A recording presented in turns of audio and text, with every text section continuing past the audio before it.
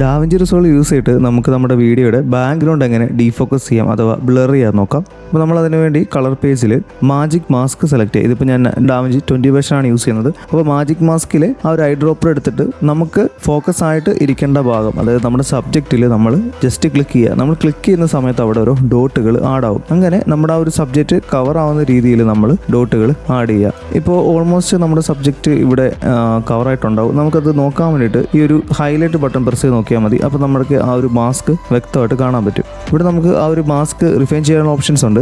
നമുക്ക് വേണമെങ്കിൽ ആ ഒരു ക്വാളിറ്റി ഫാസ്റ്റ് മാറ്റിയിട്ട് ബെറ്റർ ആക്കിയാൽ കുറച്ചുകൂടെ നല്ലൊരു പ്രിസൈസ് ആയിട്ടുള്ളൊരു സെലക്ഷൻ നമുക്ക് കിട്ടും.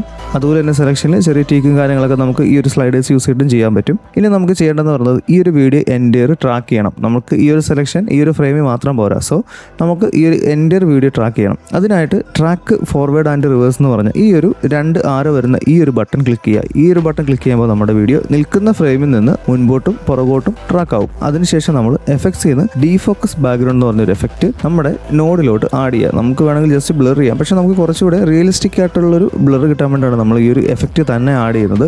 ആഡ് ചെയ്തിട്ട് അതിനകത്ത് ഈ ഒരു ബ്ലർ, ഈ ഒരു മാസ്ക് ബ്ലർ അങ്ങനെയുള്ള വാല്യൂസ് ഒക്കെ ജസ്റ്റ് ടീക്ക് ചെയ്ത് നോക്കുക. അപ്പോൾ നമുക്ക് ആ ഒരു ചേഞ്ച് മനസ്സിലാവും. അപ്പോൾ നമുക്ക് സാറ്റിസ്ഫൈഡ് ആയിട്ടുള്ളൊരു ബ്ലർ കിട്ടുന്ന സമയത്ത് നമ്മളത് സ്റ്റോപ്പ് ചെയ്യുക. അപ്പോൾ നമുക്കിങ്ങനെ ഡാവിഞ്ചി റിസോൾവ് യൂസ് ചെയ്തിട്ട് നമ്മുടെ വീഡിയോയുടെ ബാക്ക്ഗ്രൗണ്ട് ബ്ലർ ചെയ്യാൻ പറ്റും, അല്ലെങ്കിൽ ഡീഫോക്കസ് ചെയ്യാൻ പറ്റും.